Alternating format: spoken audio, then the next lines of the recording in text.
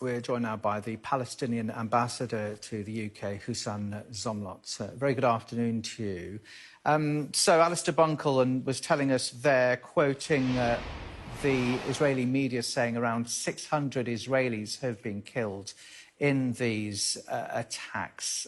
Will you condemn the onslaught by Hamas?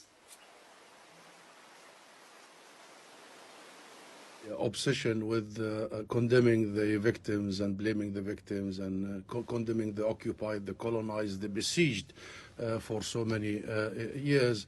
And this morally abhorrent approach of always talking about Israel's right to self-defense, that Israel is under siege. I saw your title all the last hours, as if there is a war. This dehumanization of Palestinians has got to end and stop immediately, especially that lives are being lost, and this is very tragic and regrettable. So please don't stop always your interviews by asking this question. I will not indulge in this. 2 million people in Gaza have been taken hostage by Israel for the last 16 years. 16 years. Have you ever asked an Israeli spokesman or official to condemn that? Have you asked an Israeli official to condemn what their prime minister said yesterday, that he will bombard civilian areas? Have you asked or expect the Israelis to condemn what they do in Jerusalem and occupied Jerusalem and the West Bank? So stop this. There is no symmetry between the occupied and the occupier, the colonized and the colonizer. Enough. These attacks, though, will do nothing, will they, to stop the occupation? Gaza is now facing the prospect of a ground invasion by Israel. So the desired effect hasn't worked. Because this also fuels into the whole thing. And all the official statements from the US, the UK, that Israel is going to do this and that, and now they will bombard the entire Gaza. Israel must be told by the international community that it has to respect international law, that it as an occupying force has the full absolute responsibility to protect civilians under its occupation, not to target them, as you have seen in the last hours in Gaza, bombarding entire residential compounds, wiping out entire families sleeping in their homes. The world must understand that this isn't about some clashes here and there. This isn't about Hamas. This is about a people, more than 13 million Palestinians inside and in the refugee camps outside, that have been subjected to oppression, systematic, for the last 100 years. And it started here in the UK, when the UK gave on a silver plate Palestine to the Jewish immigration. And it continues, and it continues until now. It continues, Nick, it continues, this denial that our people are fighting for their lives. Literally, I called my nephew this morning. My sister lives in Gaza. I called her, and then my nephew picked the phone, and he said, "Uncle, you know what? We're dying anyway."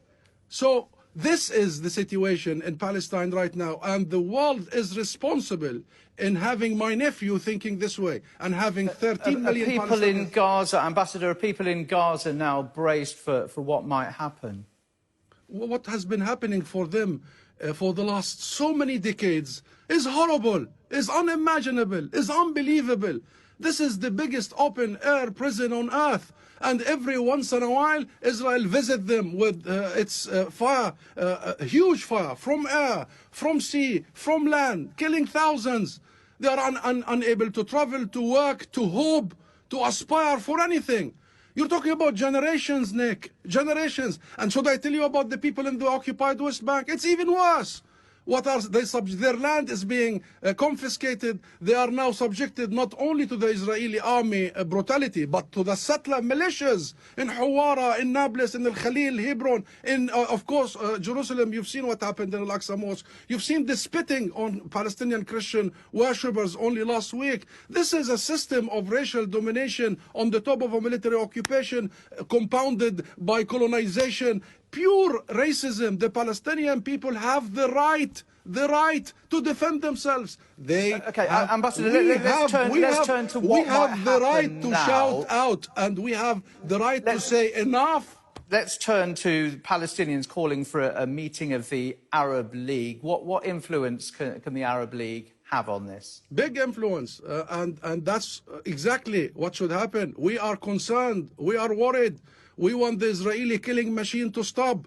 We know who's in government in Israel now. We know the likes of Netanyahu, Ben Gvir, Smotrich. Those are supremacists. Those are capable of committing genocide, Nick. Genocide. And that's what they are preparing for. So we need wisdom, we need statesmanship, and we need the international community, starting with the Arab League. So we are looking forward to the Security Council to enforce international law equally. Israel has grown for 75 years accustomed to the fact that it is the exception to the rule, that it is above the law, that it has complete immunity granted by the US, by the UK, and the rest of the West. This is about time that we learn the lessons and we stop repeating the mistakes and we stop dehumanizing the Palestinian people. We are a people under oppression. We seek freedom. We seek independence and sovereignty. We seek to take back our land. Israel must just get out.